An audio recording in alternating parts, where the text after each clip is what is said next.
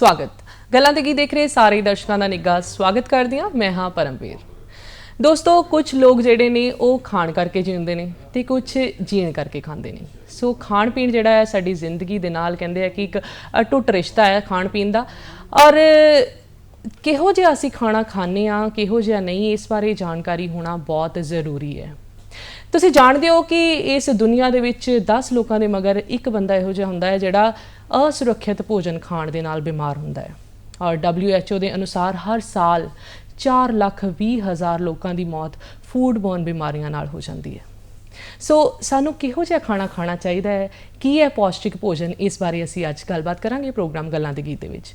और खास मेहमान जिहड़े साडे कोल पहुंचे ने उन्हां नाल तुहानू रूबरू करवा दईए।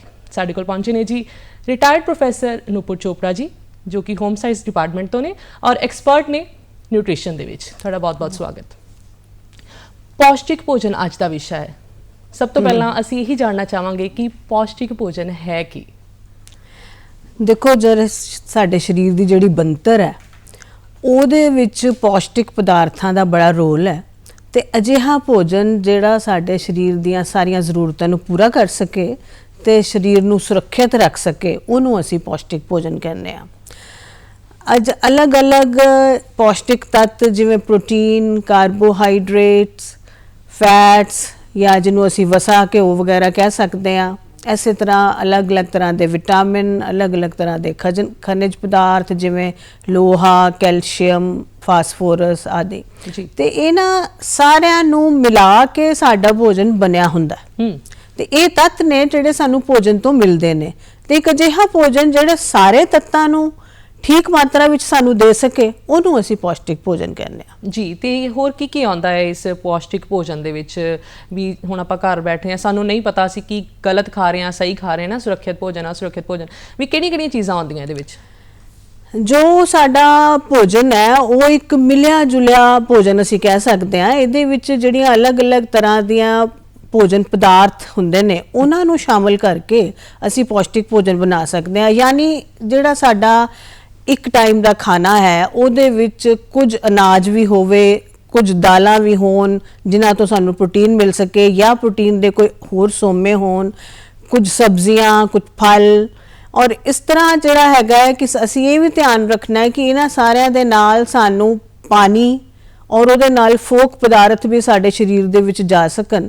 तो जो फसलां या जो चीज़ां साडे आस पास हुंदियां ने, साडे इलाके विच हुंदियां ने, जे असीं उन्हां नूं शामिल करिए, ठीक मात्रा विच शामिल करिए ते साडा भोजन एक बहुत वधिया भोजन हो सकदा है। जी मेरे वर्गे होर भी बहुत सारे दर्शक होणगे जिन्हां नूं सिर्फ जदों भुख लगदी है उदों खाना है। ते की कहना चाहोगे इस बारे कि जदों भुख लगदी है उदों खाना है या फिर खाने का कोई समा बनना चाहिए है सानूं? देखो साडी बॉडी बड़ी साइंटिफिकली तैयार की गई है। तो भुख लगना एक सिग्नल है कि साडे शरीर नूं हुण लोड़ है जी। तो वो खाना तो ठीक है, पर जदों असीं एक अपना नियम बना लैंदे आ या साडे काम काज के मुताबिक या साडी दिनचर्या के मुताबिक असीं एक नियम बना लैंदे आ ते साडी बॉडी उहदे मुताबिक एडजस्ट कर जाती है। हुण तुसीं देखिया होएगा कि सुबह उठण तो बाद साडा जिहड़ा पहला खाना जिन्हों असीं कहने आ नाश्ता कह लईए, ਉਹ ਸਾਨੂੰ सिग्नल साडी बॉडी दिंदी है कि लोड़ है। और असल विच वो एक अच्छा खाना, अच्छा भोजन होना चाहिए है, क्योंकि एक लंबे गैप तो बाद शरीर नूं मिलना है और उसने ही शरीर नूं ऊर्जा भी देनी है। भोजन ने ही जाके शरीर के अंदर ऊर्जा तैयार करनी है जिहदे नाल असीं अपने काम काज ठीक तरह कर सकांगे। ਉਹਦੇ नाल ही सानू प्रोटीन मिलने हैं जिन्हें साडे शरीर दे टुटियां कोशिकावां नूं बनाना है, नवीं कोशिकावां तैयार करनियां और काम काज का संचालन ठीक तरह करना है। इसे तरह विटामिन, मिनरल ये सारे जो सानू भोजन तो मिलणगे तां साडा शरीर ठीक तरह काम करेगा। तो भुख लगना जिहड़ा है अपने आप विच एक सिग्नल है कि साडे शरीर नूं हुण इस दी लोड़ है।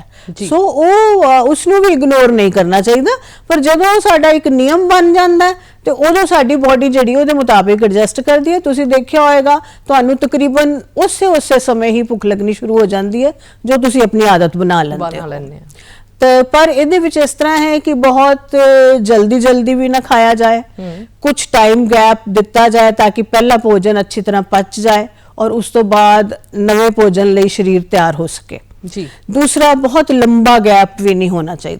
बहुत लंबा गैप होने दे नाल शरीर ਦੇ ਵਿੱਚ ਕਮੀਆਂ ਆ ਸਕਦੀਆਂ ਨੇ। ਜਦੋਂ ਭੋਜਨ ਘੱਟ ਮਾਤਰਾ ਵਿੱਚ ਜਾਏਗਾ, ਖੁਰਾਕ ਘੱਟ ਮਾਤਰਾ ਵਿੱਚ ਮਿਲੇਗੀ, ਪੌਸ਼ਟਿਕ ਤੱਤ ਘੱਟ ਜਾਣਗੇ ਤੇ ਉਹਦੇ ਨਾਲ ਸਰੀਰ ਦੇ ਵਿੱਚ ਕਮੀਆਂ ਆ ਸਕਦੀਆਂ। ਸੋ ਇੱਕ ਨਿਯਮ ਬਣਾਉਣਾ ਜਾਂ ਇੱਕ ਆਪਣਾ ਕੰਮਕਾਜ ਦੇ ਮੁਤਾਬਿਕ ਇੱਕ ਖਾਣੇ ਦਾ ਵੀ ਟਾਈਮ ਟੇਬਲ ਬਣਾਉਣਾ ਜਿਹੜਾ ਠੀਕ ਹੈ। ਈਵਨ ਜੇ ਅਸੀਂ ਆਪਣੇ ਕੰਮ ਤੇ ਵੀ ਜਾਂਦੇ ਹਾਂ ਤੇ ਉਹਦੇ ਵਿੱਚ ਵੀ ਅਸੀਂ ਆਪਣੇ ਖਾਣ ਦਾ ਇੰਤਜ਼ਾਮ ਰੱਖ ਸਕਦੇ ਹਾਂ, ਜਿਹੜਾ ਅਸੀਂ ਸਮੇਂ-ਸਮੇਂ ਤੇ ਉਸ ਦੇ ਮੁਤਾਬਿਕ ਲੈ ਸਕੀਏ। ਜੀ, ਇਹ ਤਾਂ ਸਮੇਂ ਦੀ ਗੱਲ ਹੋ ਗਈ। ਤੇ ਸਵੇਰ ਦਾ ਖਾਣਾ, ਦੁਪਹਿਰ ਦਾ ਖਾਣਾ, ਰਾਤ ਦਾ ਖਾਣਾ ਕਿਹੋ ਜਿਹਾ ਹੋਣਾ ਚਾਹੀਦਾ, ਇਹ ਵੀ ਸਾਨੂੰ ਦੱਸੋ।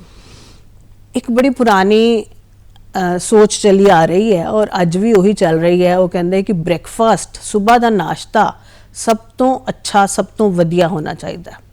ਉਹਦਾ ਕਾਰਨ ਪਹਿਲੀ ਗੱਲ ਲੰਬੇ ਗੈਪ ਤੋਂ ਬਾਅਦ, ਦੂਜੀ ਗੱਲ ਉਹਨੇ ਹੀ ਸਾਰਾ ਦਿਨ ਕੰਮ ਕਰਨ ਲਈ ਸ਼ਕਤੀ ਦੇਣੀ। ਸੋ ਬ੍ਰੇਕਫਾਸਟ ਸਭ ਤੋਂ ਅੱਛਾ, ਲੰਚ ਅੱਛਾ ਤੇ ਡਿਨਰ ਜਿਹੜਾ ਰਾਤ ਦਾ ਖਾਣਾ ਹੈਗਾ ਉਹਨੂੰ ਹਲਕਾ ਰੱਖੀਏ, ਕਿਉਂਕਿ ਉਸ ਤੋਂ ਬਾਅਦ ਸਰੀਰ ਦੀ ਮੂਵਮੈਂਟ ਨਹੀਂ ਹੁੰਦੀ, ਸਰੀਰ ਆਰਾਮ ਦੀ ਅਵਸਥਾ 'ਚ ਚਲਾ ਜਾਂਦਾ, ਉਹਨੂੰ ਪਚਣ ਦੇ ਵਿੱਚ ਲੰਬਾ ਸਮਾਂ ਲੱਗਦਾ ਹੈ। ਤੇ ਇਸ ਕਰਕੇ ਜਿਹੜਾ ਰਾਤ ਦਾ ਭੋਜਨ ਹੈ ਉਹ ਥੋੜਾ ਹਲਕਾ ਰੱਖਣਾ ਚਾਹੀਦਾ। ਔਰ ਸਭ ਜਿਹੜਾ अर्ਲੀ ਮਾਰਨਿੰਗ ਸਵੇਰ ਦੇ ਸਮੇਂ ਲੈਣ ਵਾਲਾ ਭੋਜਨ ਹੈ ਉਹ ਸਭ ਤੋਂ ਅੱਛਾ ਲੈਣਾ ਚਾਹੀਦਾ। ਉਹਦੇ ਵਿੱਚ ਅਲੱਗ-ਅਲੱਗ ਕਿਸਮ ਦੇ ਭੋਜਨ ਪਦਾਰਥ ਜ਼ਰੂਰ ਸ਼ਾਮਿਲ ਕਰੋ। ਇੱਕ ਸਾਡਾ ਕਈ ਵਾਰੀ ਇਸ ਤਰ੍ਹਾਂ ਸਿਸਟਮ ਬਣਿਆ ਹੁੰਦਾ ਹੈ ਕਿ ਅਸੀਂ ਪਰੌਂਠੀ ਤੇ ਅਚਾਰ ਤੇ ਚਾਹ ਕਰ ਲੈਂਦੇ ਹਾਂ, ਇਸ ਤਰ੍ਹਾਂ ਨਹੀਂ। ਇਹਦੇ ਵਿੱਚ ਫਲ ਸਬਜ਼ੀਆਂ ਵੀ ਸ਼ਾਮਿਲ ਕਰੋ, ਅਨਾਜ ਵੀ ਸ਼ਾਮਿਲ ਕਰੋ ਔਰ ਇਹਦੇ ਨਾਲ ਕੋਈ ਪ੍ਰੋਟੀਨ ਵਾਲੇ ਪਦਾਰਥ ਜਿਹੜੇ ਨੇ ਉਹਦੇ ਵਿੱਚ ਪਨੀਰ ਵੀ ਹੋ ਸਕਦਾ, ਅੰਡਾ ਵੀ ਹੋ ਸਕਦਾ ਤੇ ਇਸੇ ਤਰ੍ਹਾਂ ਦੁੱਧ ਤੋਂ ਬਣੀਆਂ ਹੋਈਆਂ ਚੀਜ਼ਾਂ ਵੀ ਹੋ ਸਕਦੀਆਂ ਨੇ, ਉਹਨਾਂ ਨੂੰ ਵੀ ਸ਼ਾਮਿਲ ਕਰੋ। ਬਦਲ ਕੇ ਔਰ ਇੱਕ ਸਮਝੋ ਤੁਸੀਂ ਇੱਕ 5 ਦੀ ਗਿਣਤੀ ਦਾ ਇੱਕ ਫਾਰਮੂਲਾ ਬਣਾ ਲਓ ਕਿ ਮੈਂ 5 ਚੀਜ਼ਾਂ ਰੱਖਣੀਆਂ ਨੇ ਜੀ। ਤੇ ਜੇ ਅਸੀਂ 5 ਚੀਜ਼ਾਂ ਰੱਖ ਲੈਂਦੇ ਹਾਂ ਅਲੱਗ-ਅਲੱਗ ਤਰ੍ਹਾਂ ਦੀਆਂ ਤੇ ਇੱਕ ਕਿਸਮ ਨਾਲ ਸਾਡੇ ਕੋਲ ਵੈਰਾਈਟੀ ਆ ਜਾਂਦੀ ਹੈ ਤੇ ਅਲੱਗ-ਅਲੱਗ ਤਰ੍ਹਾਂ ਦੇ ਪੌਸ਼ਟਿਕ ਤੱਤ ਵੀ ਆ ਜਾਂਦੇ ਨੇ। ਜੀ, ਦੋ ਤਰ੍ਹਾਂ ਦਾ ਖਾਣਾ ਮੰਨਿਆ ਜਾਂਦਾ ਹੈ, ਸੁਰੱਖਿਅਤ ਤੇ ਅਸੁਰੱਖਿਅਤ ਭੋਜਨ ਜਿਹੜਾ ਹੈ। ਕਿੱਦਾਂ ਤੁਸੀਂ ਇਹਨਾਂ ਨੂੰ, ਇਹਦੇ ਵਿੱਚ ਅੰਤਰ ਦੱਸ ਸਕਦੇ ਆ ਸਾਨੂੰ, ਕਿਹੜਾ ਸੁਰੱਖਿਅਤ ਹੈ ਤੇ ਕਿਹੜਾ ਅਸੁਰੱਖਿਅਤ ਹੈ? ਦੇਖੋ, ਤਾਜ਼ਾ ਬਣਿਆ, ਗਰਮ, ਸਾਫ਼ ਸੁਥਰੀ ਰਸੋਈ ਵਿੱਚ ਬਣਿਆ, ਸਾਫ਼ ਸੁਥਰੇ ਭਾਂਡਿਆਂ ਵਿੱਚ ਪਰੋਸਿਆ ਖਾਣਾ ਸੁਰੱਖਿਅਤ ਭੋਜਨ ਹੈ। ਪਰ ਅਸੁਰੱਖਿਅਤ ਭੋਜਨ ਜਿਹੜਾ ਹੈ ਉਹ 3 ਤਰ੍ਹਾਂ ਨਾਲ ਹੋ ਸਕਦਾ। ਅਸੀਂ ਇਸ ਤਰ੍ਹਾਂ ਕਹਿ ਸਕਦੇ ਹਾਂ ਕਿ ਇੱਕ ਅਜਿਹਾ ਭੋਜਨ ਜਿਹਦੇ ਵਿੱਚ ਮਿਲਾਵਟ ਕਰ ਦਿੱਤੀ ਹੋਈ, ਯਾਨੀ ਜੋ ਅਸੀਂ ਸਮਾਨ ਖਰੀਦ ਕੇ ਲਿਆ ਰਹੇ ਹਾਂ ਉਹਦਾ ਵਿੱਚ ਜੇ ਕੋਈ ਮਿਲਾਵਟ ਕੀਤੀ ਹੋਈ ਹੈ ਉਹ ਆਪਣੇ ਆਪ ਵਿੱਚ ਅਸੁਰੱਖਿਅਤ ਹੋ ਸਕਦਾ ਹੈ, ਉਹ ਨੁਕਸਾਨਦੇਹ ਹੋ ਸਕਦਾ ਹੈ। ਜੀ। दूसरा है कि बेहा खाना, बासा खाना और ਉਹਦੇ ਵਿੱਚ ਬੈਕਟੀਰੀਆ ਵਗੈਰਾ अपना असर दिखाते ने या उल्ली लग जाती है, फफूंदी आ जाती है। ये ਜਿਹੜੀਆਂ चीज़ां ने ये भोजन ਨੂੰ असुरक्षित कर ਦਿੰਦੀਆਂ ਨੇ। और तीसरी चीज़ है कि जदों सफाई का पूरा ध्यान ना रखा जाए तो ਜਿਹੜਾ साफ सुथरा सुरक्षित भोजन है वो भी असुरक्षित हो जाता है जी। तो ये 3 चीज़ों का जे आपां ध्यान रखिए। पहली गल सिलेक्शन करते समय, यानी जदों असी भोजन लै रहे हैं, भोजन की समग्री लै रहे हैं, उस समय आपां ध्यान रखिए कि जिहड़ी भी असी चीज़ लईए वो साफ सुथरी होवे, ताज़ी होवे। दूसरा उन्होंने किस तरह धोना जी। हुण जिद्दां कई बारी फल सब्जियां उत्ते स्प्रे कीते हुंदे ने कीड़ियां तो बचाने लई या किसी होर फसल दे जिहड़े भी उहनां दे अपने काम हुंदे ने उहदे करके, ते उहनां नूं लिया के अच्छी तरह धोना, साफ करना वो जरूरी है। उहदे विच है कि जिहड़े ताज़े फल सब्जियां उहनां नूं तुसीं कुछ समय लई डिप कर दिओ पानी दे विच, उहदे विच थोड़ा जिहा नमक पा दिओ जां थोड़ा जिहा सिरका पा दिओ या बेकिंग सोडा पा दिओ। इस तरह पा के उहदे विच 10-15 मिनट लई तुसीं उहनूं डिप कर दिओ जी। और उस तो बाद उहनूं ताज़े पानी नाल धो लो।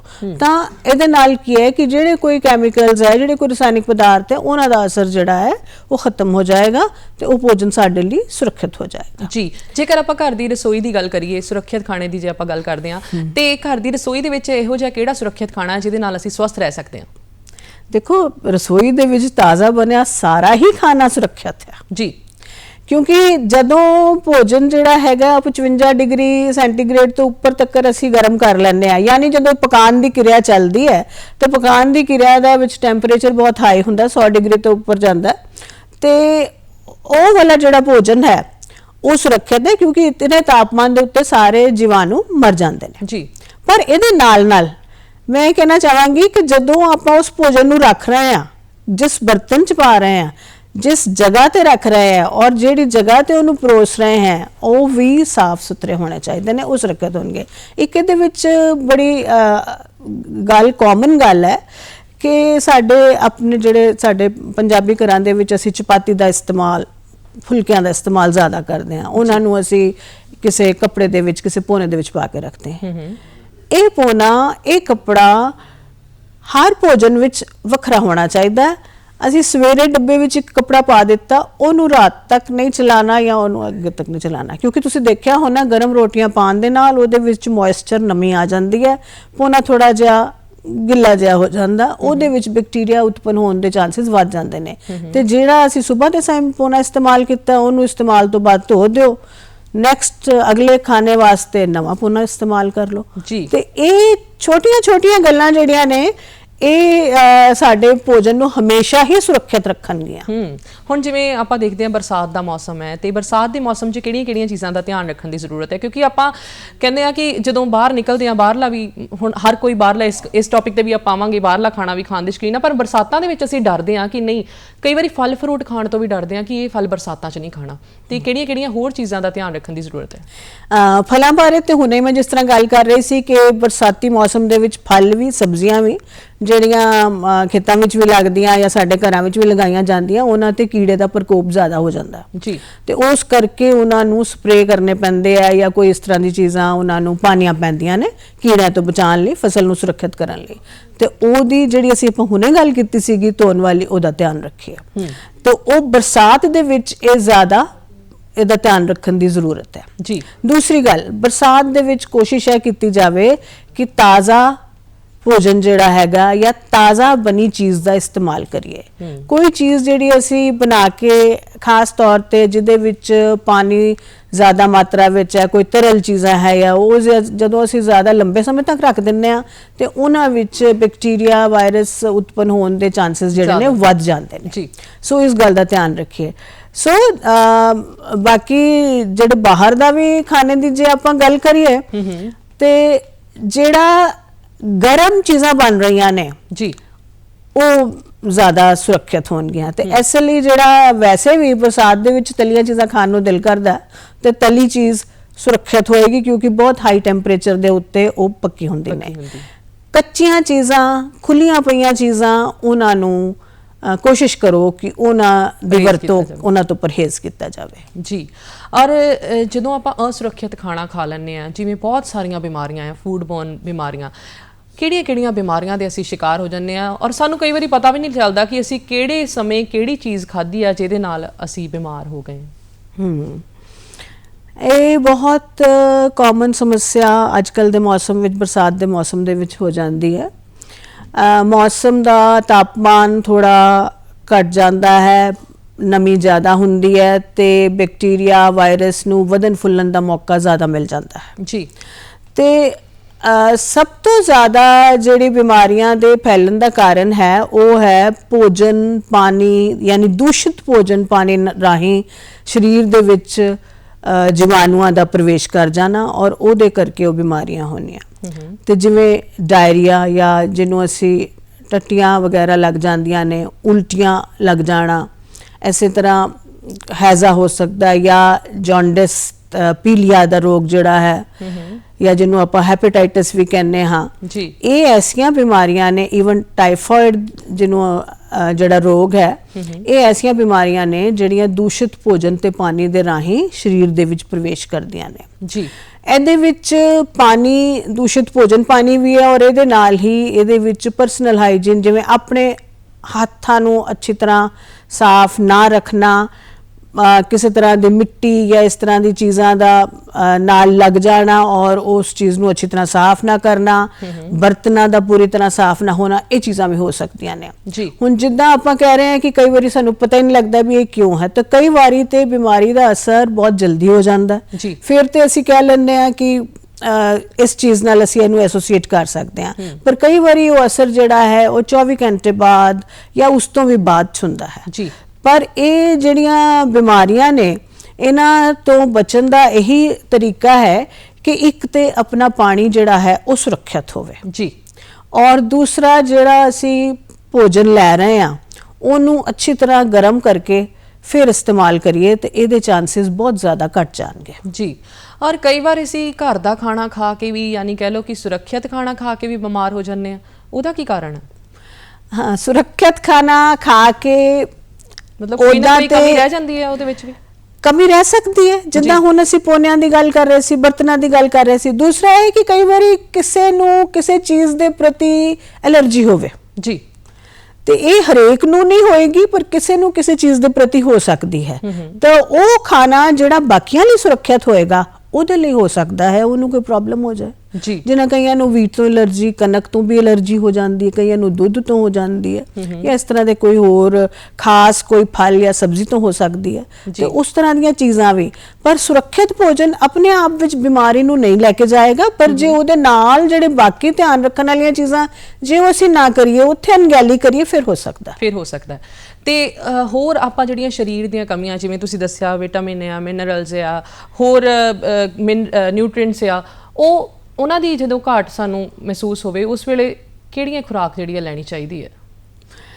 ਖੁਰਾਕ ਤੋਂ ਸੰਤੁਲਿਤ ਭੋਜਨ ਜਿਹੜਾ ਹੈਗਾ, ਸੰਤੁਲਿਤ ਖੁਰਾਕ ਜਿਹਨੂੰ ਅਸੀਂ ਕਹਿੰਦੇ ਆ, ਉਹੀ ਸਭ ਤੋਂ ਉੱਤਮ ਖੁਰਾਕ ਹੈ। ਜੀ, ਹੁਣ ਇਹ ਦੇਖਿਆ ਗਿਆ ਹੈ ਕਿ ਸਾਡੇ ਕੰਮ ਦੇ ਤਰੀਕੇ ਬਦਲਣ ਦੇ ਨਾਲ ਜਿਹੜੀਆਂ ਸਾਡੀਆਂ ਲੋੜਾਂ ਹੈ ਉਹ ਵੀ ਬਦਲ ਰਹੀਆਂ, ਸਾਡਾ ਖਾਣ ਪਾਣ ਦਾ ਤਰੀਕਾ ਬਦਲ ਰਿਹਾ ਹੈ।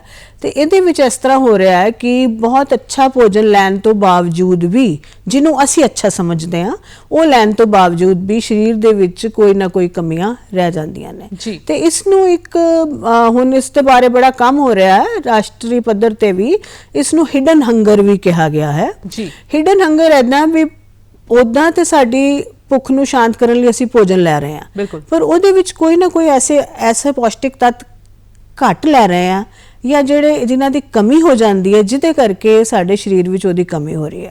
ਹੁਣ ਸਾਡਾ ਪੰਜਾਬ ਦਾ ਖਾਣ ਪਾਣ ਬਹੁਤ ਅੱਛਾ ਹੈ, ਪਰ ਫਿਰ ਵੀ ਲੋਹਾ ਜਾਂ ਆਇਰਨ ਜਿਹਨੂੰ ਅਸੀਂ ਕਹਿੰਦੇ ਹਾਂ, ਉਹ ਤੱਤ ਦੀ ਘਾਟ ਸਾਡੀ ਖੁਰਾਕ ਵਿੱਚ ਹੈ। ਇਸੇ ਤਰ੍ਹਾਂ ਕਈ ਵਾਰੀ ਬੱਚਿਆਂ ਨੂੰ ਜਦੋਂ ਨਵਾਂ ਭੋਜਨ ਸ਼ੁਰੂ ਕੀਤਾ ਜਾਂਦਾ ਹੈ ਤੇ calcium the, iron the, vitamin A ਦੀ, ਇਹਨਾਂ ਦੀ ਘਾਟ ਹੋ ਜਾਂਦੀ ਹੈ।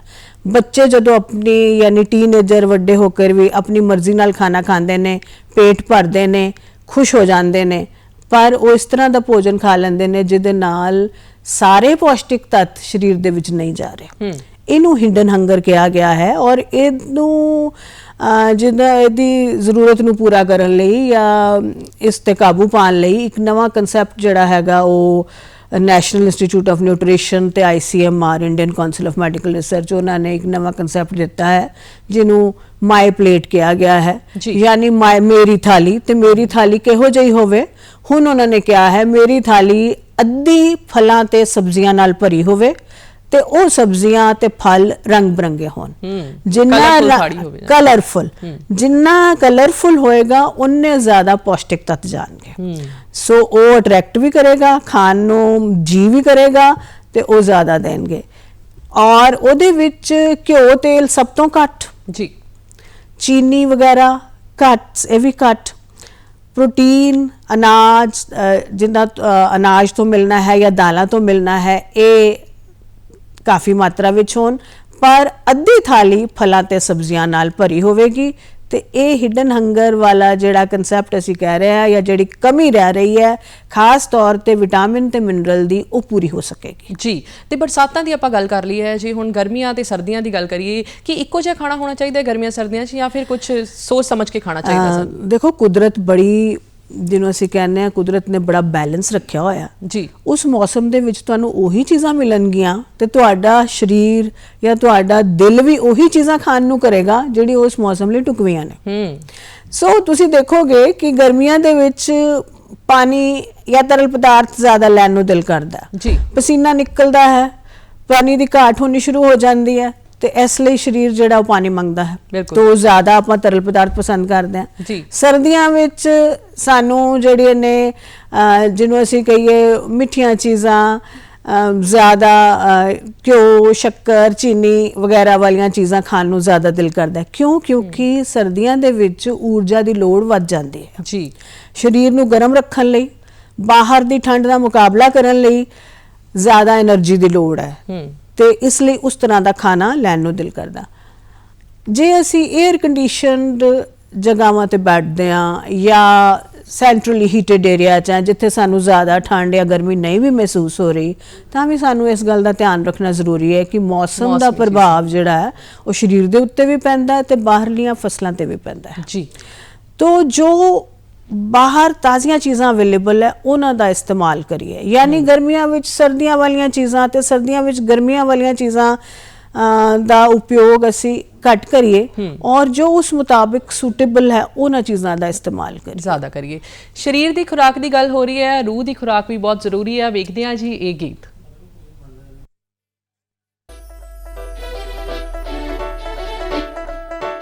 ਐਵੇਂ ਚੰਡੀਗੜ੍ਹ ਲਾਈ ਰੱਖਦੀ ਓਏ ਅਸੀਂ ਮਿੱਟੀ ਕੱਟੇ ਵਾਲੇ ਤੂੰ ਸਫਾਈ ਰੱਖਦੀ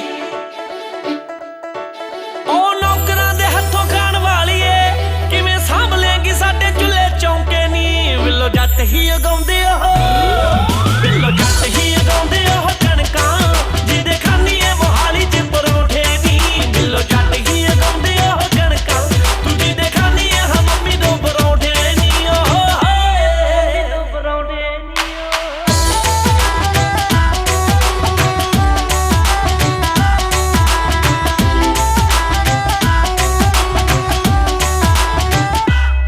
ਤੂੰ ਜਦੋਂ ਟਿਪ ਟੌਪ ਹੋ ਕੇ ਜਾਂਦੀ ਪੱਬ ਨੂੰ ਵੀ ਮੈਂ ਮੋਢੇ ਰੱਖ ਕਹੀ ਜਾਵਾਂ ਖੇਤਾਂ ਨੂੰ ਪੁੰਜਾਂ ਕੁੜਤੇ ਦੇ ਪੱਲੇ ਨਾ ਪਸੀਨਾ ਮੈਂ ਤੂੰ ਡਰਾਏ ਨਾ ਸਕਾਉਂਦੀ ਫਿਰੇ ਕੇਸਾਂ ਨੂੰ ਜਦੋਂ ਟਿਪ ਟੌਪ ਹੋ ਕੇ ਜਾਂਦੀ ਪੱਬ ਨੂੰ ਵੀ ਮੈਂ ਮੋਢੇ ਰੱਖ ਕਹੀ ਜਾਵਾਂ ਖੇਤਾਂ ਨੂੰ ਪੁੰਜਾਂ ਕੁੜਤੇ ਦੇ ਪੱਲੇ ਨਾ ਪਸੀਨਾ ਮੈਂ ਤੂੰ ਡਰਾਏ ਨਾ ਸਕਾਉਂਦੀ ਫਿਰੇ ਕੇਸਾਂ ਨੂੰ ਮੁੰਡਾ 15 ਕਿੱਲੇ ਵਾ ਕੇ ਘਰ ਨੂੰ ਉਹ ਮੁੰਡਾ 15 ਕਿੱਲੇ ਵਾ ਕੇ ਘਰ ਨੂੰ ਨੀ ਤੂੰ ਜਿਹੜੇ ਵੇਲੇ ਉੱਠਦੀ ਏ ਸੌਂ ਕੇ ਨੀ ਵਿਲੋ ਜੱਟ ਹੀ ਉਗਾਉਂਦੇ ਉਹ ਵਿਲੋ ਜੱਟ ਹੀ ਉਗਾਉਂਦੇ ਉਹ ਕਣਕਾਂ ਜਿਹਦੇ ਖਾਨੀ ਏ ਮੋਹਾਲੀ ਚ ਪਰੌਂਠੇ ਨੀ ਵਿਲੋ ਜੱਟ ਹੀ ਉਗਾਉਂਦੇ ਉਹ ਕਣਕਾਂ ਤੂੰ ਜਿਹਦੇ ਖਾਨੀ ਏ ਹਾਂ ਮੰਮੀ ਦੋ ਪਰੌਂਠੇ ਨੀ ਉਹ ਹਾਏ ਪਰੌਂਠੇ ਨੀ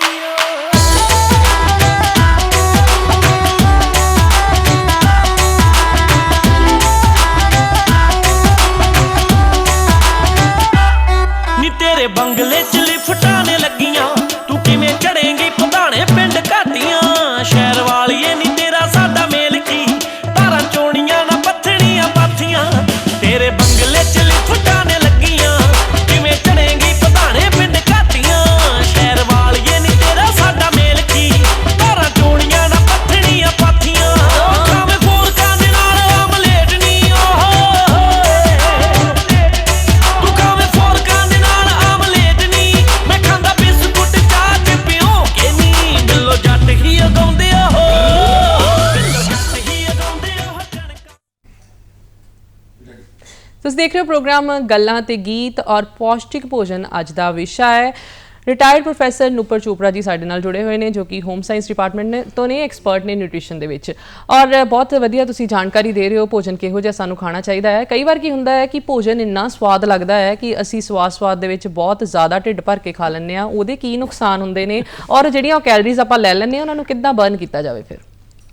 ਦੇਖੋ ਜੀ, ਭੋਜਨ ਸਰੀਰ ਦੀ ਵੀ ਖੁਰਾਕ ਹੈ, ਰੂਹ ਦੀ ਵੀ ਖੁਰਾਕ ਹੈ, ਅੱਖਾਂ ਦੀ ਵੀ ਖੁਰਾਕ ਹੈ ਤੇ ਮੂੰਹ ਦੀ ਵੀ ਖੁਰਾਕ ਹੈ ਜੀ। ਤੇ ਇਹ ਤੇ ਲਾਜ਼ਮੀ ਹੈ ਕਿ ਕਈ ਵਾਰੀ ਜ਼ਿਆਦਾ ਖਾਧਾ ਜਾਂਦਾ ਹੈ, ਪਰ ਉਹੀ ਗੱਲ ਹੈ ਕਿ ਜਦੋਂ ਜ਼ਰੂਰਤ ਤੋਂ ਜ਼ਿਆਦਾ ਸਵਾਦ ਕਰਕੇ ਭੋਜਨ ਅਸੀਂ ਲੈ ਲੈਂਦੇ ਹਾਂ, ਇੱਕ ਤਾਂ ਸਾਡੀ ਬਾਡੀ ਆਪ ਹੀ ਸਿਗਨਲ ਦੇ ਦਿੰਦੀ ਹੈ ਜਿਹਨੂੰ ਅਸੀਂ ਕਹਿੰਦੇ ਹਾਂ ਅਪਚ ਹੋ ਗਿਆ ਜਾਂ ਇੰਡਾਈਜੈਸ਼ਨ ਹੋ ਗਈ, ਭਾਰਾਪਨ ਮਹਿਸੂਸ ਹੁੰਦਾ ਹੈ। ਉਹਦਾ ਇੱਕ ਤਰੀਕਾ ਤੇ ਹੈਗਾ ਕਿ ਥੋੜੇ ਸਮੇਂ ਤੋਂ ਬਾਅਦ, ਮਤਲਬ ਅੱਧੇ ਘੰਟੇ ਤੋਂ ਬਾਅਦ ਥੋੜਾ ਵਾਕ ਕਰੋ, ਟਹਿਲੋ, ਟਹਿਲਣ ਦੇ ਨਾਲ ਪਚਨ ਦੇ ਵਿੱਚ ਉਹਨੂੰ ਮਦਦ ਮਿਲੇਗੀ। ਦੂਸਰਾ, ਜਿਹੜਾ ਅਗਲਾ ਭੋਜਨ ਹੈ ਉਹਨੂੰ ਬਿਲਕੁਲ ਹਲਕਾ ਰੱਖੋ ਜੀ, ਤੇ ਉਹਦੇ ਨਾਲ ਜਿਹੜਾ ਹੈ ਉਹ ਜਿਹੜੀਆਂ ਵਾਧੂ ਕੈਲੋਰੀਜ਼ ਜਾਂ ਜੋ ਵਾਧੂ ਭੋਜਨ ਲਿਆ ਹੋਇਆ ਹੈ ਉਹਦੇ ਨਾਲ ਬੈਲੈਂਸ ਹੋ ਜਾਏਗਾ। ਔਰ ਤੀਸਰੀ ਗੱਲ ਇਹ ਕਹੀਏ ਕਿ ਆਮ ਤੌਰ ਤੇ ਵੀ ਐਕਸਰਸਾਈਜ਼ ਸਭ ਤੋਂ ਜ਼ਿਆਦਾ ਇੰਪੋਰਟੈਂਟ ਹੈ। ਬਿਲਕੁਲ।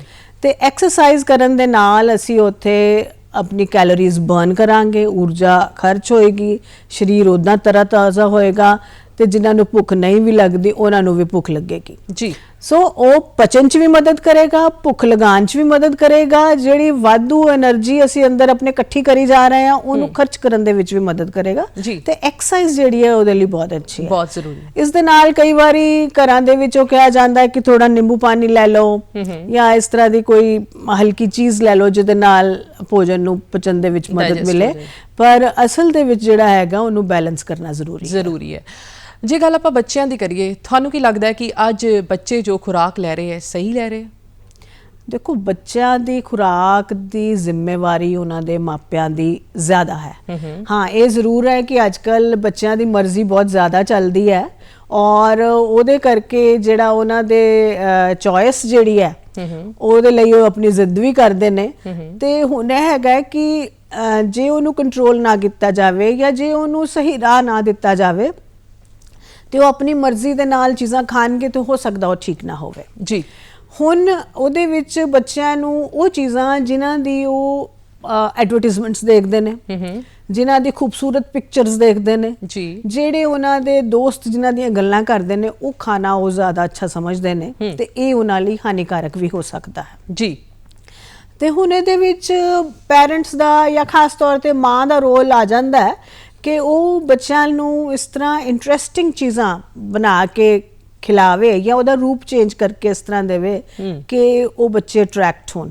ਇੱਕ ਇਹਦੇ ਲਈ ਬੜਾ ਵਧੀਆ ਨੁਕਤਾ ਹੈ ਕਿ ਜੇ ਅਸੀਂ ਬੱਚਿਆਂ ਨੂੰ ਵੀ ਨਾਲ ਇਨਵੋਲਵ ਕਰੀਏ ਜੀ, ਪਹਿਲਾਂ ਕਿਚਨ ਗਾਰਡਨ ਸਬਜ਼ੀ ਉਗਾਉਣ ਲਈ, ਫਿਰ ਉਸ ਦੇ ਨਾਲ ਹੀ ਵੀ ਜਦੋਂ ਅਸੀਂ ਸਬਜ਼ੀ ਚੁਣ ਰਹੇ ਹਾਂ ਤੇ ਉਹਦੇ ਚ ਬੱਚਾ ਜੇ ਨਾਲ ਸ਼ਾਮਲ ਹੁੰਦਾ ਹੈ, ਬਣਾਉਣ ਵੇਲੇ ਉਹਨੂੰ ਜੇ ਨਾਲ ਬੁਲਾਇਆ ਜਾਏ ਕਦੀ ਕਦੀ, ਐਵਰੀ ਟਾਈਮ ਤੇ ਨਹੀਂ, ਹਰ ਸਮੇਂ ਤੇ ਨਹੀਂ ਹੋ ਸਕਦਾ, ਤੇ ਉਹਦੇ ਨਾਲ ਉਹਦਾ ਇੱਕ ਇੰਟਰਸਟ ਬਣਦਾ ਤੇ ਹੋ ਸਕਦਾ ਹੈ ਕਿ ਉਹ ਮਾਂ ਦੇ ਮੁਤਾਬਿਕ ਜਿਹੜਾ ਹੈ ਉਹ ਹੋ ਸਕੇ। ਤਾਂ ਪੈਰੈਂਟਸ, ਦੂਸਰੀ ਗੱਲ, ਪੈਰੈਂਟਸ ਰੋਲ ਮਾਡਲ ਹੁੰਦੇ ਨੇ ਜੀ। ਜਿੱਦਾਂ ਪੈਰੈਂਟਸ ਦਾ ਖਾਣ ਪੀਣ ਦਾ ਤਰੀਕਾ ਹੈ ਉਹੀ ਅੱਗੇ ਬੱਚੇ ਸਿੱਖਦੇ ਨੇ ਜਾਂ ਉਹੀ ਬੱਚੇ ਫੋਲੋ ਕਰਦੇ ਨੇ ਜੀ। ਅੱਜ ਕੱਲ ਬੜਾ ਟ੍ਰੈਂਡ ਚੱਲਿਆ ਆ ਉਂਗਰੀਆਂ ਹੋਈਆਂ ਦਾਲਾਂ, ਛੋਲੇ, ਜਿਨ੍ਹਾਂ ਨੂੰ ਆਪਾਂ ਸਪਰਾਊਟਸ ਵੀ ਕਹਿ ਦਿੰਦੇ ਆ, ਯੰਗਸਟਰਸ ਬਹੁਤ ਖਾਂਦੇ ਆ ਜ਼ਿਆਦਾਤਰ। ਕੀ ਇਸ ਦੇ ਫਾਇਦੇ ਨੇ? ਹਾਂ, ਇਹ ਤੇ ਬਹੁਤ ਅੱਛੀ ਚੀਜ਼ ਹੈ ਜੀ। ਔਰ ਇਹਦੇ ਵਿੱਚ ਇਸ ਤਰ੍ਹਾਂ ਹੈਗਾ ਕਿ ਜਦੋਂ ਦਾਲਾਂ ਨੂੰ ਸਪਰਾਊਟ ਕੀਤਾ ਜਾਂਦਾ ਤੇ ਉਹਨਾਂ ਦੇ ਜਿਹੜੇ ਪੌਸ਼ਟਿਕ ਤੱਤਵ ਨੇ ਉਹ ਐਕਟਿਵ ਹੋ ਜਾਂਦੇ ਨੇ, ਕਿਰਿਆਸ਼ੀਲ ਹੋ ਜਾਂਦੇ ਨੇ, ਜ਼ਿਆਦਾ ਅੱਛੀ ਤਰ੍ਹਾਂ ਮਿਲਦੇ ਨੇ। ਕੁਝ ਐਸੇ ਤੱਤ ਜੋ ਅਦਰਵਾਈਜ਼ ਪਹਿਲਾਂ ਦਾਲ ਦੇ ਵਿੱਚ ਨਹੀਂ ਮੌਜੂਦ ਹੁੰਦੇ ਉਹ ਆ ਜਾਂਦੇ ਨੇ, ਜਿੱਦਾਂ ਵਿਟਾਮਿਨ ਸੀ ਆ ਜਾਂਦਾ ਹੈ, ਵਿਟਾਮਿਨ ਬੀ ਜਿਹੜਾ ਹੈ ਉਹ ਛੇਤੀ ਅਵੇਲੇਬਲ ਹੋ ਜਾਂਦਾ ਹੈ, ਦੈਨ ਆਇਰਨ ਜਿਹੜਾ ਹੈ ਕੁਝ ਮਾਤਰਾ ਵਿੱਚ ਉਹ ਵੀ ਬਣਨਾ ਸ਼ੁਰੂ ਹੋ ਜਾਂਦਾ ਹੈ। ਤੇ ਸਪਰਾਊਟਡ ਦਾਲਾਂ ਇਸਤੇਮਾਲ ਕਰਨਾ ਸਾਰਿਆਂ ਲਈ ਹੀ ਬਹੁਤ ਅੱਛੀ ਹੈ, ਬਲਕਿ ਘਰ ਦੇ ਵਿੱਚ ਬਣਾ ਲੈਣਾ ਚਾਹੀਦਾ ਕਿ ਹਫਤੇ ਵਿੱਚ 2 ਵਾਰੀ ਜ਼ਰੂਰ ਸਪਰਾਊਟ ਦਾਲਾਂ ਕਰਕੇ ਉਹਨਾਂ ਨੂੰ ਕਿਸੇ ਨਾ ਕਿਸੇ ਭੋਜਨ ਵਿੱਚ, ਨਾਸ਼ਤੇ ਵਿੱਚ, ਕਿਸੇ ਸਲਾਦ ਦੇ ਰੂਪ ਵਿੱਚ ਜ਼ਰੂਰ ਸ਼ਾਮਲ ਕੀਤਾ ਜਾਵੇ ਜੀ। ਨੌਜਵਾਨਾਂ ਵਿੱਚ ਆਪਾਂ ਦੇਖਦੇ ਹਾਂ ਕਿ ਡਾਈਟਿੰਗ ਦਾ ਬੜਾ ਰੁਝਾਨ ਆ, ਚਾਹੇ ਉਹ ਕੁੜੀਆਂ ਚਾਹੇ ਮੁੰਡੇ, ਤੇ ਸਾਨੂੰ, ਮੇਰੇ ਵਰਗਿਆਂ ਨੂੰ ਇਹ ਨਹੀਂ ਪਤਾ ਹੁੰਦਾ ਕਿ ਡਾਈਟਿੰਗ ਕਿੱਦਾਂ ਕਰਨੀ ਹੈ, ਕਿ ਭੁੱਖੇ ਰਹਿ ਕੇ ਪਤਲੇ ਹੋਣਾ ਹੈ, ਤੇ ਸਹੀ ਡਾਈਟ ਕਿਹੋ ਜਿਹੀ ਹੋਣੀ ਚਾਹੀਦੀ ਹੈ। ਔਰ ਕਈ ਆਪਾਂ ਦੇਖਦੇ ਹਾਂ ਕਿ ਲੋਕ ਬਹੁਤ ਸਾਰਾ ਸਲਾਦ ਖਾਂਦੇ ਆ ਆਪਣੀ ਮੀਲ ਦੇ ਵਿੱਚ, ਤੇ ਕਿੰਨਾ ਕੁ ਲਾਹੇਵੰਦ ਹੈ ਸਲਾਦ? ਪਹਿਲਾਂ ਮੈਂ ਸਲਾਦ ਦੀ ਗੱਲ ਕਰਾਂ। ਸਲਾਦ ਭੋਜਨ ਦਾ ਹਿੱਸਾ ਬਣਾ ਕਰ ਖਾਇਆ ਜਾਏ ਲਾਹੇਵੰਦ ਹੈ ਜੀ।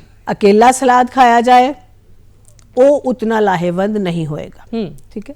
ਦੂਸਰੀ ਗੱਲ ਆਪਾਂ ਹੁਣੇ ਕਰ ਰਹੇ, ਜਿਸ ਤਰ੍ਹਾਂ ਤੁਸੀਂ ਕਰ ਰਹੇ ਹੋ ਕਿ ਡਾਈਟਿੰਗ ਵੱਲ ਬੜਾ ਰੁਝਾਨ ਹੈ ਜੀ। ਡਾਈਟਿੰਗ ਉਹਨਾਂ ਲਈ ਤੇ ਅਸੀਂ ਕਹਿ ਸਕਦੇ ਹਾਂ ਕਿ ਠੀਕ ਹੈ, ਜਿਨ੍ਹਾਂ ਦਾ ਭਾਰ ਨਾਰਮਲ ਨਾਲੋਂ ਵੱਧ ਹੈ। ਇਹ ਵੀ ਸਮੱਸਿਆ ਵੈਸੇ ਕਾਫੀ ਆ ਰਹੀ ਹੈ, ਓਬੇਸਿਟੀ ਜਿਹਨੂੰ ਅਸੀਂ ਕਹਿੰਦੇ ਹਾਂ ਕਿ ਭਾਰ ਵਧਣ ਦੀ ਸਮੱਸਿਆ ਆ ਰਹੀ ਹੈ। ਉਹੀ ਜੋ ਗੱਲ ਆਪਾਂ ਪਹਿਲਾਂ ਕਰ ਰਹੇ ਸੀ ਕਿ ਬਾਹਰੋਂ ਖਾਣਾ ਜਾਂ ਬੱਚਿਆਂ ਦਾ ਜਿਸ ਤਰ੍ਹਾਂ ਖਾਣਾ, ਇਸ ਸਭ ਦਾ ਅਸਰ ਆ ਜਾਂਦਾ ਜੀ। ਉਹਨਾਂ ਲਈ ਠੀਕ ਹੈ। ਹੁਣ ਉਸ ਦੇ ਨਾਲ ਤੁਸੀਂ ਗੱਲ ਕੀਤੀ ਕਿ ਭੁੱਖੇ ਰਹਿਣਾ, ਤਾਂ ਭੁੱਖੇ ਰਹਿਣਾ ਇਲਾਜ ਨਹੀਂ ਹੈ। ਪੌਸ਼ਟਿਕ ਭੋਜਨ ਲਓ, ਸੰਤੁਲਿਤ ਭੋਜਨ ਲਓ, ਮਾਤਰਾ ਘਟਾ ਦਿਓ ਜੀ। ਜੇ ਅਸੀਂ 3 ਚਪਾਤੀ ਖਾ ਰਹੇ ਹਾਂ ਤੇ 2 ਚਪਾਤੀ ਕਰ ਦਿਓ, 2 ਖਾ ਰਹੇ ਹਾਂ 1.5 ਕਰ ਦਿਓ ਜੀ। ਪਰ ਉਹਨੂੰ ਆਪਣੇ ਭੋਜਨ ਦੇ ਵਿੱਚੋਂ ਮਾਈਨਸ ਨਹੀਂ ਕਰਨਾ, ਉਹਨੂੰ ਭੋਜਨ ਦੇ ਵਿੱਚੋਂ ਕੱਢਣਾ ਨਹੀਂ ਹੈ। ਤੇ ਮਾਈ ਪਲੇਟ ਦੀ ਗੱਲ ਕੀਤੀ, ਅੱਧੀ ਪਲੇਟ ਫਲਾਂ ਸਬਜ਼ੀਆਂ ਨਾਲ ਜਦੋਂ ਅਸੀਂ ਭਰ ਲਈ ਤੇ ਜ਼ਿਆਦਾ ਕੈਲੋਰੀ ਸਰੀਰ ਦੇ ਵਿੱਚ ਨਹੀਂ ਜਾਏਗੀ, ਜਿੰਨੀ ਲੋੜਵੰਦ ਹੈ ਉਨੀ ਹੀ ਜਾਏਗੀ। ਤੇ ਉਹ ਜਿਹੜਾ ਕਨਸੈਪਟ ਹੈਗਾ ਕਿ ਫਲ, ਸਬਜ਼ੀ, ਸਲਾਦ ਦੀ ਤੁਸੀਂ ਗੱਲ ਕਰੋ, ਸਲਾਦ ਵੀ ਉਹਦਾ ਹੀ ਹਿੱਸਾ ਹੈ। ਤੇ ਉਹ ਜਦੋਂ ਅਸੀਂ ਲਾਂਗੇ ਤੇ ਡਾਈਟਿੰਗ ਦੀ ਸਮੱਸਿਆ ਜਿਹੜੀ ਹੈ ਉਹ ਘਟ ਜਾਏਗੀ, ਠੀਕ ਤਰ੍ਹਾਂ ਹੈਂਡਲ ਕਰ ਸਕਦੇ ਹਾਂ। ਬਾਕੀ ਸਭ ਨੂੰ ਡਾਈਟਿੰਗ ਦੀ ਲੋੜ ਨਹੀਂ ਹੈ ਜੀ। ਔਰ ਕਈ ਜਿਹੜੇ ਨੌਜਵਾਨ ਮੁੰਡੇ ਨੇ, ਕੁੜੀਆਂ ਵੀ ਅੱਜ ਕੱਲ੍ਹ ਜਿਹੜੇ ਜਿਮਿੰਗ ਕਰਦੇ ਆ, ਉਹ ਨਾਲ ਦੀ ਨਾਲ ਬਹੁਤ ਸਾਰੇ ਸਪਲੀਮੈਂਟਸ ਲੈਂਦੇ ਆ ਜਿਹਨਾਂ ਨੂੰ ਆਪਾਂ ਪ੍ਰੋਟੀਨ ਵੀ ਕਹਿ ਦਿੰਦੇ ਆ, ਉਹ ਕਿੰਨੇ ਕੁ ਸਹੀ ਹੁੰਦੇ ਆ ਸਾਡੇ ਸਰੀਰ ਵਾਸਤੇ? ਦੇਖੋ, ਕੋਈ ਵੀ ਸਪਲੀਮੈਂਟ ਡਾਕਟਰਸ ਦੀ ਸਲਾਹ ਦੇ ਮੁਤਾਬਿਕ ਜਾਂ ਸਰੀਰ ਦੀ ਅਸਲ ਲੋੜ ਤੋਂ ਬਿਨਾਂ ਨਹੀਂ ਲੈਣਾ ਚਾਹੀਦਾ ਜੀ। ਜਿਹੜੀ ਅਸੀਂ ਜਿਮਿੰਗ ਕਰ ਰਹੇ ਹਾਂ ਉਹ ਅਸੀਂ ਆਪਣੇ ਸਰੀਰ ਦੀ એનર્ਜੀ ਨੂੰ ਚੈਨਲਾਈਜ਼ ਕਰ ਰਹੇ ਹਾਂ, ਯੂਟਿਲਾਈਜ਼ ਕਰ ਰਹੇ ਹਾਂ ਔਰ એનર્ਜੀ ਖਰਚ ਕਰ ਰਹੇ ਹਾਂ। ਉਸ ਤੋਂ ਬਾਅਦ ਹੋ ਸਕਦਾ ਹੈ ਕਿ એનર્ਜੀ ਵਾਲੀ ਚੀਜ਼ਾਂ ਦੀ ਜਾਂ ਮਸਲ ਬਿਲਡਿੰਗ ਵਾਸਤੇ ਉਹ ਪ੍ਰੋਟੀਨ ਲੈਣ ਦੀ ਕੋਸ਼ਿਸ਼ ਕਰਦੇ ਨੇ। ਤੇ ਜੇ ਸਪਲੀਮੈਂਟਸ ਤੋਂ ਬਿਨਾਂ ਜਿਹੜੇ ਆਪਣੇ ਭੋਜਨ ਦੇ ਵਿੱਚ ਕੁਝ ਚੀਜ਼ਾਂ ਸ਼ਾਮਿਲ ਕਰ ਲੈਣ, ਜਿੱਦਾਂ ਪਨੀਰ ਹੈ, ਟੋਫੂ, ਸੋਇਆਬੀਨ ਦਾ ਪਨੀਰ ਹੈ, ਜਾਂ ਜਿਹੜੇ ਨਾਨ ਵੈਜ ਖਾਂਦੇ ਨੇ ਉਹਦੇ ਵਿੱਚ ਮੀਟ, ਚਿਕਨ, ਫਿਸ਼, ਇਹ ਐਗ ਵਗੈਰਾ ਨੇ, ਇਹ ਸ਼ਾਮਿਲ ਕਰ ਲੈਣ ਤੇ ਇਹ ਵੀ ਪ੍ਰੋਟੀਨ ਦਾ ਹੀ ਔਰ ਬੜਾ ਉੱਤਮ ਸੋਮਾ ਨੇ ਜੀ। ਉਹ ਡਾਇਰੈਕਟ ਪ੍ਰੋਟੀਨ ਜਾਏਗਾ ਔਰ ਉਹਦੇ ਨਾਲ ਜਿਹੜੀ ਅਸੀਂ ਕਹਿੰਦੇ ਹਾਂ ਕਿ ਉਹਦੇ ਸਪਲੀਮੈਂਟ ਲੈਣਾ, ਉਹਦੇ ਡਾਈਟਿੰਗ ਕਰਨੀ, ਇਹ ਦੋਨੋਂ ਚੀਜ਼ਾਂ ਦੀ ਲੋੜ ਨਹੀਂ ਪਏਗੀ। ਇਸ ਦੇ ਨਾਲ ਆਪਣੇ ਆਪ ਹੀ ਸਰੀਰ ਜਿਹੜਾ ਹੈ ਬਹੁਤ ਹੋ ਜਾਏਗਾ। ਤੇ ਮੈਨੂੰ ਲੱਗਦਾ ਹੈ ਕਿ ਜਿਹੜੇ ਸਾਡੇ ਪਹਿਲੇ ਪਹਿਲਵਾਨ ਜਾਂ ਦਾਰਾ ਸਿੰਘ ਵਗੈਰਾ ਸੀ, ਉਹ ਸਪਲੀਮੈਂਟਸ ਦੀ ਬਜਾਏ ਭੋਜਨ ਜ਼ਿਆਦਾ ਖਾਂਦੇ ਸੀਗੇ ਤੇ ਉਹਨਾਂ ਨਾਲ ਹੀ ਉਹਨਾਂ ਦੇ ਸਰੀਰ ਤਗੜੇ ਰਹਿੰਦੇ ਸੀ। ਬਿਲਕੁਲ ਸਹੀ ਗੱਲ ਕਹੀ। ਹੁਣ ਆਪਾਂ ਗੱਲ ਕਰਦੇ ਹਾਂ ਉਹਨਾਂ ਔਰਤਾਂ ਦੀਆਂ ਜਿਹੜੀ ਪ੍ਰੈਗਨੈਂਟ ਵੂਮਨਸ ਨੇ, ਉਹਨਾਂ ਦਾ ਇੱਕ ਤਾਂ ਉਹਨਾਂ ਨੇ ਆਪਣਾ ਧਿਆਨ ਰੱਖਣਾ ਔਰ ਨਾਲ ਦੀ ਨਾਲ ਜਿਹੜਾ ਉਹਨਾਂ ਦੀ ਕੁੱਖ ਦੇ ਵਿੱਚ ਬੱਚਾ ਪਲ ਰਿਹਾ ਉਹਦਾ ਧਿਆਨ ਰੱਖਣਾ। ਉਹਨਾਂ ਦੀ ਡਾਈਟ ਕਿਹੋ ਜਿਹੀ ਹੋਣੀ ਚਾਹੀਦੀ ਹੈ? ਉਹਨਾਂ ਦੀ ਡਾਈਟ ਦਾ ਧਿਆਨ ਰੱਖਣਾ ਬਹੁਤ ਜ਼ਰੂਰੀ ਹੈ। ਜਦੋਂ ਇਸ ਤਰ੍ਹਾਂ ਦੀ ਅਵਸਥਾ ਆਉਂਦੀ ਹੈ ਤੇ ਸਰੀਰ ਦੀਆਂ ਲੋੜਾਂ ਵੱਧ ਜਾਂਦੀਆਂ ਨੇ, ਜਿੱਦਾਂ ਤੁਸੀਂ ਗੱਲ ਕੀਤੀ, ਤੇ ਉਹਦੇ ਵਿੱਚ ਜ਼ਿਆਦਾ ਮਾਤਰਾ ਵਿੱਚ ਊਰਜਾ ਦੀ ਵੀ ਲੋੜ ਹੈ, ਪ੍ਰੋਟੀਨ ਦੀ ਵੀ ਲੋੜ ਹੈ, ਲੋਹਾ, ਵਿਟਾਮਿਨ, ਹੋਰ ਕੈਲਸ਼ੀਅਮ, ਇਹ ਸਭ ਦੀ ਵੀ ਲੋੜ ਜ਼ਿਆਦਾ ਹੈ ਜੀ। ਤਾਂ ਉਹਨਾਂ ਦਾ ਭੋਜਨ ਬਣਾਉਂਦੇ ਸਮੇਂ ਇਸ ਗੱਲ ਦਾ ਧਿਆਨ ਰੱਖਣਾ ਜ਼ਰੂਰੀ ਹੈ। ਪਰ ਇੱਕ ਗੱਲ ਇਹਦੇ ਵਿੱਚ ਮੈਂ ਹੋਰ ਕਹਿਣਾ ਚਾਹਾਂਗੀ ਕਿ ਜਿੱਦਾਂ ਤੁਸੀਂ ਡਾਈਟਿੰਗ ਦੀ ਗੱਲ ਕੀਤੀ, ਤੇ ਉਹੀ ਯੰਗ ਗਰਲਸ ਅੱਗੇ ਜਾ ਕੇ ਮਦਰਸ ਬਣਦੀਆਂ ਨੇ।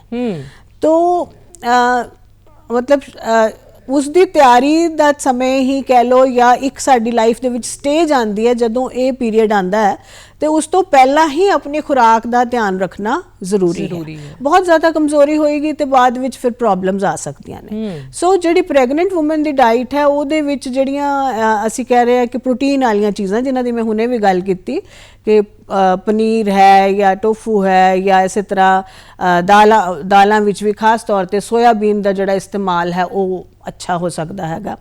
ਔਰ ਇਸ ਦੇ ਨਾਲ ਨਾਲ ਤਾਜ਼ੇ ਫਲ, ਸਬਜ਼ੀਆਂ, ਇਹ ਉਹਨਾਂ ਨੂੰ ਕਈ ਵਾਰੀ ਪਹਿਲਿਆਂ ਮਹੀਨਿਆਂ ਦੇ ਵਿੱਚ ਪ੍ਰੈਗਨੈਂਟ ਵੂਮਨ ਨੂੰ ਪ੍ਰੋਬਲਮਸ ਆਉਂਦੀਆਂ ਨੇ, ਵੋਮਿਟਿੰਗ, ਉਲਟੀਆਂ ਜ਼ਿਆਦਾ ਆਣਾ, ਤੇ ਉਸ ਸਮੇਂ ਥੋੜਾ ਮਿੱਠੀਆਂ ਚੀਜ਼ਾਂ ਦਾ ਇਸਤੇਮਾਲ ਥੋੜਾ ਜਿਹਾ ਵਧਾ ਲਿਆ ਜਾਵੇ, ਜਾਂ ਉਹਨਾਂ ਦਾ ਜਿਸ ਤਰ੍ਹਾਂ ਦਾ ਦਿਲ ਕਰਦਾ ਹੈ ਉਸ ਤਰ੍ਹਾਂ ਦੀਆਂ ਚੀਜ਼ਾਂ ਉਹਨਾਂ ਨੂੰ ਦਿੱਤੀਆਂ ਜਾਣ।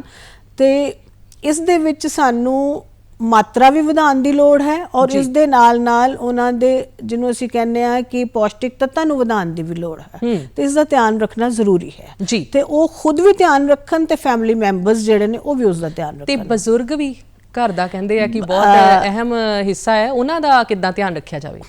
ਦੇਖੋ, ਜਿਹੜੇ ਬਜ਼ੁਰਗ ਨੇ, ਯਾਨੀ ਬਜ਼ੁਰਗੀ ਜਦੋਂ ਆਉਂਦੀ ਹੈ ਤੇ ਉਹਦੇ ਨਾਲ ਬਾਡੀ ਦੇ ਵਿੱਚ ਚੇਂਜਸ ਆ ਜਾਂਦੇ ਨੇ। ਪਹਿਲੀ ਗੱਲ ਦੰਦ, ਤੇ ਉਹ ਕਹਿੰਦੇ ਨੇ ਦੰਦ ਗਿਆ ਸਵਾਦ ਗਿਆ। ਸੋ ਇਸ ਚੀਜ਼ ਦਾ ਧਿਆਨ ਰੱਖਣਾ ਜ਼ਰੂਰੀ ਹੈ ਕਿ ਕਿਉਂਕਿ ਉਹ ਸਖਤ ਚੀਜ਼ਾਂ ਜਾਂ ਸਭ ਤਰ੍ਹਾਂ ਦੀਆਂ ਚੀਜ਼ਾਂ ਚਬਾ ਨਹੀਂ ਸਕਦੇ ਜੇ ਉਹਨਾਂ ਦੇ ਦੰਦ ਠੀਕ ਨਹੀਂ ਹੈਗੇ, ਜਾਂ ਡੈਂਚਰ ਪ੍ਰੋਪਰ ਨਹੀਂ ਲੱਗਿਆ ਹੋਇਆ, ਜਾਂ ਕੋਈ ਇਸ ਤਰ੍ਹਾਂ ਦੀ ਪ੍ਰੋਬਲਮ ਹੈ। ਤੇ ਇਸ ਗੱਲ ਦਾ ਧਿਆਨ ਰੱਖੀਏ ਕਿ ਥੋੜਾ ਨਰਮ। ਦੂਸਰਾ, ਉਹਨਾਂ ਦੀਆਂ ਕੁਝ ਲੋੜਾਂ ਵੱਧ ਜਾਂਦੀਆਂ ਨੇ, ਜਿੱਦਾਂ ਬਾਡੀ ਵਿੱਚ ਕੈਲਸ਼ੀਅਮ ਦੀ ਜ਼ਰੂਰਤ ਦੁਬਾਰਾ ਤੋਂ ਵੱਧ ਜਾਂਦੀ ਨੇ ਜੀ। ਤੁਸੀਂ ਸੁਣਿਆ ਹੋਏਗਾ ਕਿ 올ਡ ਏਜ ਦੇ ਵਿੱਚ ਹੱਡੀਆਂ ਕਮਜ਼ੋਰ ਹੋਣੀਆਂ ਸ਼ੁਰੂ ਹੋ ਜਾਂਦੀਆਂ ਨੇ। ਸੋ ਉਹਨਾਂ ਹੱਡੀਆਂ ਜਿਹੜੀਆਂ ਕਮਜ਼ੋਰ ਹੋ ਰਹੀਆਂ ਨੇ, ਉਹ ਜ਼ਰੂਰਤ ਨੂੰ ਪੂਰਾ ਕਰਨ ਵਾਸਤੇ ਜ਼ਿਆਦਾ ਕੈਲਸ਼ੀਅਮ ਦੀ ਜ਼ਰੂਰਤ ਹੈ। ਯਾਨੀ ਉਹਨਾਂ ਨੂੰ ਦੁੱਧ ਉਹ 2 ਟਾਈਮ ਘੱਟੋ ਘੱਟ ਦਿੱਤਾ ਜਾਏ, ਸਵੇਰ ਵੀ ਔਰ ਰਾਤ ਨੂੰ ਵੀ। दूसरी चीज़ एग है जो लेंदे ने, या पनीर है, या इस तरह दी चीज़ां, या हरियां सब्जियां ने, हरियां पत्तेदार सब्जियां ने, उन्होंने भी शामिल किया जाए। ਉਹ ਉਹਨਾਂ ਦੇ ਪਾਚਨ ਤੰਤਰ ਨੂੰ ਵੀ ਠੀਕ ਰੱਖਦੀਆਂ ਨੇ। ਪਚਣਾ, ਜਿਹੜੀ ਪਚਣ ਦੀ ਪ੍ਰੋਬਲਮ ਵੀ 올ਡ ਏਜ ਵਿੱਚ ਆਉਂਦੀ ਹੈ, ਉਹਨੂੰ ਵੀ ਠੀਕ ਰੱਖਦੀਆਂ ਨੇ। ਉਹਦੇ ਨਾਲ ਨਾਲ ਉਹਨਾਂ ਨੂੰ ਕੈਲਸ਼ੀਅਮ, ਲੋਹਾ, ਵਿਟਾਮਿਨ ਸੀ, ਇਹ ਸਭ ਚੀਜ਼ਾਂ ਵੀ। ਔਰ ਇਸ ਦੇ ਨਾਲ ਨਾਲ ਦਿਨ ਦੇ ਵਿੱਚ 2 ਫਲ ਜ਼ਰੂਰ ਦਿੱਤੇ ਜਾਣ ਜੀ। ਉਹ ਇਸ ਆਪਣੀ ਡਾਈਟ ਦੇ ਵਿੱਚ ਜੇ ਸ਼ਾਮਿਲ ਕਰਨਗੇ ਤੇ ਇਹ ਜ਼ਿਆਦਾ ਅੱਛਾ ਰਹੇਗਾ ਜੀ। ਅੱਜ ਹਰ ਕੋਈ ਦੇਖੋ, ਚਾਹੇ ਉਹ ਨੌਜਵਾਨ ਹੈ ਚਾਹੇ ਬਜ਼ੁਰਗ ਹੈ, ਚਾਹ, ਕੌਫੀ ਤੋਂ ਬਿਨਾ ਮੈਨੂੰ ਲੱਗਦਾ ਗੁਜ਼ਾਰਾ ਨਹੀਂ ਹੁੰਦਾ। ਕਹਿੰਦੇ ਆ ਕਿ ਚਾਹ ਪੀ ਲਈਏ ਤਾਂ ਐਨਰਜੀ ਆ ਜਾਂਦੀ ਆ, ਕਾਫੀ ਪੀ ਲਈਏ ਐਨਰਜੀ। ਚਾਹ ਕਾਫੀ ਦਾ ਕਿੰਨਾ ਕੁ ਸੇਵਨ ਕਰਨਾ ਚਾਹੀਦਾ ਹੈ ਸਾਨੂੰ ਦਿਨ ਦੇ ਵਿੱਚ? ਚਾਹ ਕਾਫੀ ਵਾਕਈ એનર્ਜੀ ਦਿੰਦਾ ਨੇ ਜੀ, ਕਿਉਂਕਿ ਇਹਨਾਂ ਦੇ ਵਿੱਚ ਕੈਫੀਨ ਜਿਹੜੀ ਪਾਈ ਜਾਂਦੀ ਹੈ, ਉਹਦਾ ਰੋਲ ਸਾਡੇ ਸਰੀਰ ਵਿੱਚ ਇਸ ਤਰ੍ਹਾਂ ਹੀ ਹੈਗਾ ਕਿ ਉਹ ਸਰੀਰ ਨੂੰ ਸਟਿਮੂਲੇਟ ਜਾਂ ਤੇਜ਼ੀ ਲਿਆ ਦਿੰਦੀ ਹੈ ਜਾਂ ਇੱਕ એનર્ਜੀ ਦੇ ਦਿੰਦੀ ਹੈ ਤੇ ਊਰਜਾ ਆ ਜਾਂਦੀ ਹੈ, ਕੰਮ ਕਰਨ ਦੇ ਅਲਰਟਨੈਸ ਆ ਜਾਂਦੀ ਹੈ। ਪਰ ਕੋਈ ਵੀ ਚੀਜ਼ ਜ਼ਿਆਦਾ ਮਾਤਰਾ ਵਿੱਚ ਲਈ ਜਾਏ ਤੇ ਉਹਦਾ ਨੁਕਸਾਨ ਹੀ ਹੈ। ਸੋ ਇਸੇ ਤਰ੍ਹਾਂ ਚਾਹ ਕਾਫੀ ਵੀ ਜਿਹੜੀ ਹੈ ਉਹ ਬਹੁਤ ਜ਼ਿਆਦਾ ਨਾ ਲਈ ਜਾਏ ਤਾਂ ਦਿਨ ਵਿੱਚ 2 ਟਾਈਮ ਠੀਕ ਹੈ, मैक्सिमम ज़्यादा से ज़्यादा 4 कप, इस तो ज़्यादा ना लिया जाए तो ज़्यादा ठीक होएगा जी। क्यों? और दूसरी गल, भोजन दे नाल ना लो, क्योंकि चाह और कॉफ़ी साडे भोजन दे विच मौजूद जिहड़ा आयरन है जी और कैल्शियम है उस दे सोखन नू रोकदियां ने। यानी भोजन दा आयरन जिहड़ा है वो साडे शरीर नू नहीं मिलेगा जे असी भोजन दे नाल चाह या कॉफ़ी लांगे। ਤੇ ਘੱਟੋ ਘੱਟ ਅੱਧਾ ਘੰਟਾ ਪਹਿਲਾਂ ਜਾਂ ਅੱਧਾ ਘੰਟਾ ਬਾਅਦ ਜਿਹੜਾ ਹੈ ਚਾਹ ਕਾਫੀ ਦਾ ਸੇਵਨ ਕੀਤਾ ਜਾਏ, ਇਸ ਦਾ ਖਿਆਲ ਜ਼ਰੂਰ ਰੱਖੀਏ। ਜਿਹੜੀ ਅਸੀਂ ਗੱਲ ਕਰ ਰਹੇ ਸੀ ਪੰਜਾਬੀਆਂ ਦੀ ਕਿ ਆਇਰਨ ਦੀ ਘਾਟ ਹੁੰਦੀ ਹੈ, ਉਹਦਾ ਇੱਕ ਰੀਜ਼ਨ ਇਹ ਵੀ ਹੈ ਕਿ ਅਸੀਂ ਹਰ ਖਾਣੇ ਦੇ ਨਾਲ ਚਾਹ ਪੀਂਦੇ ਹਾਂ ਜੀ, ਤਾਂ ਉਹ ਖਾਣੇ ਦੇ ਨਾਲ ਨਾ ਪੀਓ, ਉਸ ਤੋਂ ਅੱਧਾ ਘੰਟਾ ਜਾਂ ਘੰਟਾ ਬਾਅਦ ਵਿੱਚ ਪੀਓ। ਜੀ, ਪ੍ਰੋਸੈਸਡ ਫੂਡ ਦਾ ਵੀ ਬੜਾ ਰੁਝਾਨ ਹੈ, ਡੱਬਾ ਬੰਦ ਅੱਜ ਕੱਲ੍ਹ ਸਬਜ਼ੀਆਂ ਆਉਣ ਲੱਗ ਪਈਆਂ, ਕਿੰਨਾ ਕੁ ਸਹੀ ਹੈ ਸਿਹਤ ਵਾਸਤੇ? ਸਭ ਤੋਂ ਉੱਤਮ ਭੋਜਨ ਤੇ ਤਾਜ਼ਾ ਭੋਜਨ ਹੈ ਜੀ। ਇਹ ਉਦੋਂ ਹੀ ਇਹਦਾ ਇਸਤੇਮਾਲ ਹੋਣਾ ਚਾਹੀਦਾ ਜਦੋਂ ਸਾਡੇ ਕੋਲ ਕੋਈ ਹੋਰ ਆਪਸ਼ਨ, ਕੋਈ ਹੋਰ ਚਾਰਾ ਨਾ ਹੋਵੇ ਜੀ। ਕਿਤੇ ਤੁਸੀਂ ਜਾ ਰਹੇ ਹੋ ਜਿੱਥੇ ਭੋਜਨ ਦਾ ਹਜੇ ਤੁਹਾਨੂੰ ਪਤਾ ਨਹੀਂ ਹੈ ਉੱਥੇ ਕੀ ਅਵੇਲੇਬਲ ਹੋਏਗਾ ਕਿ ਨਹੀਂ ਹੋਏਗਾ, ਉੱਥੇ ਤੁਸੀਂ ਲਿਜਾ ਸਕਦੇ ਹੋ। ਜਾਂ ਜਿਹੜੇ ਕੋਈ ਐਸੀ ਜਗ੍ਹਾ ਤੇ ਉੱਤੇ ਬੈਠੇ ਆ ਜਿੱਥੇ ਤਾਜ਼ਾ ਭੋਜਨ ਨਹੀਂ ਮਿਲ ਰਿਹਾ, ਉੱਥੇ ਠੀਕ ਹੈ, ਉੱਥੇ ਬਹੁਤ ਲਾਹੇਵੰਦ ਹੋ ਸਕਦਾ ਹੈ। ਪਰ ਰੋਜ਼ਾਨਾ ਇਸਤੇਮਾਲ ਦੇ ਵਿੱਚ ਇਹ ਜਿੰਨਾ ਘੱਟ ਹੋ ਸਕੇ ਉਨਾ ਕਰੀਏ ਜੀ। ਇਹ ਸਾਡੀ ਸੁਵਿਧਾ ਲਈ ਬਣਿਆ, ਪਰ ਇਹਨੂੰ ਅਸੀਂ ਆਪਣੀ, ਜਿਹਨੂੰ ਅਸੀਂ ਕਹਿੰਦੇ ਜ਼ਰੂਰਤ ਨਾ ਬਣਾ ਲਈਏ, ਇਹਨੂੰ ਡੇਲੀ ਉਹਦੇ ਵਿੱਚ ਇਸਤੇਮਾਲ ਨਾ ਕਰੀਏ। ਔਰ ਪਾਣੀ ਬਹੁਤ ਜ਼ਰੂਰੀ ਹੈ, ਪਾਣੀ ਕਿਹੋ ਜਿਹਾ ਪੀਣਾ ਚਾਹੀਦਾ ਹੈ ਸਾਨੂੰ? ਪਾਣੀ ਸਾਫ਼ ਪਾਣੀ ਜੀ। ਹੁਣ ਸਾਫ਼ ਪਾਣੀ ਕੀ ਹੋਏਗਾ? ਜਿੱਦੇ ਹੁਣ ਅੱਜ ਦੇ ਦਿਨ ਦੇ ਵਿੱਚ ਅਸੀਂ ਕਹਿ ਸਕਦੇ ਹਾਂ ਕਿ ਜਿਹਦੇ ਵਿੱਚ ਬੈਕਟੀਰੀਆ, ਵਾਇਰਸ ਜਾਂ ਐਸੀ ਕੋਈ ਚੀਜ਼ ਨਾ ਮਿਲੀ ਹੋਏ ਜਿਹੜਾ ਸਾਡੇ ਸਰੀਰ ਨੂੰ ਨੁਕਸਾਨ ਦੇ ਸਕੇ, ਤੇ ਐਸਾ ਪਾਣੀ ਜਿਹੜਾ ਹੈ ਉਹ ਸਾਫ਼ ਪਾਣੀ ਹੋਏਗਾ ਜੀ। ਬਰਸਾਤਾਂ ਦੇ ਮੌਸਮ ਵਿੱਚ ਕਈ ਵਾਰੀ ਹੁੰਦਾ ਹੈ ਕਿ ਕੰਟੈਮੀਨੇਟ ਹੋ ਜਾਂਦਾ ਹੈ ਜਾਂ ਉਹਦੇ ਵਿੱਚ ਕੋਈ ਚੀਜ਼ਾਂ ਮਿਲ ਜਾਂਦੀਆਂ ਨੇ, ਤਾਂ ਪਾਣੀ ਨੂੰ ਉਬਾਲ ਕੇ ਠੰਡਾ ਕਰਕੇ ਇਸਤੇਮਾਲ ਕਰਨਾ ਸਭ ਤੋਂ ਉੱਤਮ ਹੈ। ਜੇ ਤੁਸੀਂ ਫ੍ਰਿਜ ਵਿੱਚ ਵੀ ਰੱਖਣਾ ਹੈ, ਫ੍ਰਿਜ ਵਿੱਚ ਵੀ ਉਸ ਬੋਇਲਡ ਵਾਟਰ ਨੂੰ, ਪਾਣੀ ਨੂੰ ਠੰਡਾ ਕਰਕੇ ਉਹਨੂੰ ਹੀ ਬੋਤਲਾਂ ਦੇ ਵਿੱਚ ਭਰੋ, ਉਹਦੇ ਨਾਲ ਹੀ ਬਰਫ਼ ਜਮਾਓ, ਉਸ ਦਾ ਇਸਤੇਮਾਲ ਜਿਹੜਾ ਹੈ ਉਹ ਸਭ ਤੋਂ ਉੱਤਮ ਹੈ ਜੀ। ਬੋਇਲ ਕਰਕੇ ਠੰਡਾ ਕਰਕੇ ਉਹਦਾ ਇਸਤੇਮਾਲ ਕਰਨਾ ਜੀ। ਬਾਕੀ ਹੁਣ ਸਾਡੇ ਕੋਲ ਅੱਜਕੱਲ ਹੋਰ ਵੀ ਮੈਥਡਸ ਆ ਗਏ ਨੇ, ਫਿਲਟਰਸ ਦਾ ਵੀ ਅਸੀਂ ਇਸਤੇਮਾਲ ਕਰ ਰਹੇ ਆ ਤੇ ਉਹ ਸਾਡੀ ਸੁਵਿਧਾ ਲਈ ਹੈਗੇ ਨੇ ਤੇ ਉਹ ਵੀ ਕੁਝ ਹੱਦ ਤੱਕ ਸਾਨੂੰ ਜਿਹੜੇ ਨੇ ਸੁਰੱਖਿਅਤ ਪਾਣੀ ਪ੍ਰੋਵਾਈਡ ਕਰ ਰਹੇ ਨੇ। ਤੁਸੀਂ ਪੂਰੇ ਪ੍ਰੋਗਰਾਮ ਦੇ ਵਿੱਚ ਬਹੁਤ ਸਾਰੇ ਟਿਪਸ ਦਿੱਤੇ ਆ ਕਿਵੇਂ ਆਪਾਂ ਸਵਸਥ ਰਹਿ ਸਕਦੇ ਆ। ਜਾਂਦੇ ਜਾਂਦੇ ਫਿਰ ਤੋਂ ਇੱਕ ਵਾਰੀ ਰਿਮਾਈਂਡ ਕਰ ਦਿੱਤੇ ਜਾਣ, ਜਾਂ ਹੋਰ ਜੇ ਕੋਈ ਟਿਪ ਰਹਿ ਗਿਆ ਹੋਵੇ ਬਹੁਤ ਜਾਣਕਾਰੀ ਭਰਪੂਰ, ਸਾਡੇ ਦਰਸ਼ਕਾਂ ਨੂੰ ਫਟਾਫਟ ਦੇ ਦਿਓ। ਹਾਂ, ਇੱਕ ਜ਼ਰੂਰੀ ਗੱਲ ਜਿਹੜੀ ਸਾਡੀ ਦਾਦੀਆਂ ਨਾਨੀਆਂ ਇਸਤੇਮਾਲ ਕਰਦੀਆਂ ਸੀ, ਦੇਸੀ ਘਿਓ ਦਾ, ਮਲਾਈ ਦਾ, ਮੱਖਣ ਦਾ ਥੋੜੀ ਮਾਤਰਾ ਵਿੱਚ ਇਸਤੇਮਾਲ ਜ਼ਰੂਰ ਕਰੋ। ਖਾਸ ਤੌਰ ਤੇ ਛੋਟੇ ਬੱਚੇ, ਟੀਨੇਜਰਸ ਵਗੈਰਾ ਇਹ ਯੂਜ਼ ਕਰਨ, ਕਿਉਂਕਿ ਮਲਾਈ ਤੇ ਮੱਖਣ ਤੇ ਦੇਸੀ ਘਿਓ ਦੇ ਵਿੱਚ ਵਿਟਾਮਿਨ ਏ ਭਰਪੂਰ ਮਾਤਰਾ ਦੇ ਵਿੱਚ ਹੁੰਦਾ ਹੈ ਜੀ। ਤੇ ਉਹ ਅੱਜਕੱਲ ਅਸੀਂ ਇਸਤੇਮਾਲ ਕਰਨਾ ਬੰਦ ਕਰ ਦਿੱਤਾ ਤੇ ਉਹਦਾ ਇਸਤੇਮਾਲ ਜ਼ਰੂਰ ਕਰਨ। ਦੂਸਰੀ ਗੱਲ ਇਹ ਕਿ ਸਮੇਂ ਮੁਤਾਬਕ ਭੋਜਨ ਕਰੋ ਜੀ। ਜੇ ਸਮੇਂ ਮੁਤਾਬਿਕ ਭੋਜਨ ਨਹੀਂ ਕਰੋਗੇ, ਜੋ ਵੀ ਤੁਸੀਂ ਆਪਣੇ ਮੀਲ ਟਾਈਮਿੰਗਸ ਰੱਖੇ ਨੇ, ਤੇ ਕਦੀ ਤੁਹਾਨੂੰ ਭੁੱਖ ਬਹੁਤ ਜ਼ਿਆਦਾ ਲੱਗੇਗੀ, ਕਦੀ ਤੁਹਾਨੂੰ ਭੁੱਖ ਬਹੁਤ ਘੱਟ ਲੱਗੇਗੀ, ਤੇ ਉਹਦੇ ਨਾਲ ਜਿਹੜਾ ਹੈ ਇੰਬੈਲੈਂਸ ਹੋਣਾ ਸ਼ੁਰੂ ਹੋ ਜਾਂਦਾ ਹੈ ਜੀ। ਇਹ ਦੋ ਚੀਜ਼ਾਂ ਭੋਜਨ ਨਾਲ ਸੰਬੰਧਿਤ ਬਹੁਤ ਜ਼ਰੂਰੀ ਨੇ। ਮਤਲਬ ਕਹਿ ਸਕਦੇ ਹਾਂ ਕਿ ਜੇ ਸਾਡਾ ਸਰੀਰ ਸਵਸਥ ਰਹੇਗਾ ਤੇ ਸਾਡੀ ਆਤਮਾ ਤੇ ਸਾਡਾ ਦਿਮਾਗ ਵੀ ਸਵਸਥ ਰਹੇਗਾ। ਕੀ ਕਹਿਣਾ ਚਾਹੋਗੇ ਜਾਂਦੇ ਜਾਂਦੇ, ਮੈਸੇਜ ਕੀ ਦੇਣਾ ਚਾਹੋਗੇ ਸਾਡੇ ਦਰਸ਼ਕਾਂ ਨੂੰ? ਅੱਛਾ ਖਾਓ, ਅੱਛਾ ਸੋਚੋ ਤੇ ਐਕਟਿਵ ਰਹੋ, ਐਕਸਰਸਾਈਜ਼ ਕਰੋ, ਇਹ ਤੁਹਾਡੇ ਸਰੀਰ ਲਈ ਸਭ ਤੋਂ ਉੱਤਮ ਹੋਵੇਗਾ। ਜੀ, ਤੁਸੀਂ ਸਾਡੇ ਸਟੂਡੀਓ 'ਚ ਆਏ, ਬਹੁਤ ਹੀ ਜਾਣਕਾਰੀ ਭਰਪੂਰ ਗੱਲਾਂ ਬਾਤਾਂ ਕੀਤੀਆਂ, ਬਹੁਤ ਬਹੁਤ ਸ਼ੁਕਰੀਆ।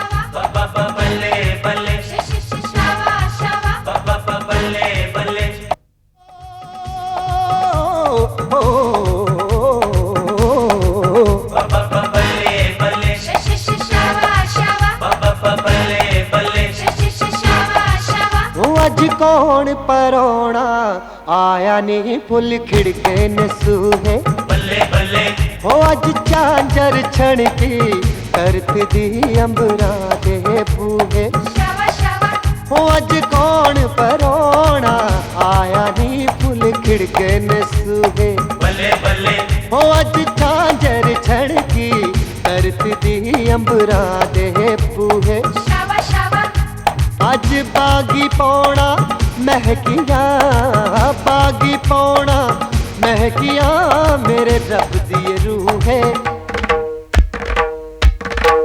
हो अज कौन परोना आया नी फुल खिड़के न सूहे बल्ले बल्ले हो अज झांझर छणकी तरत दी अंबरा दे बूहे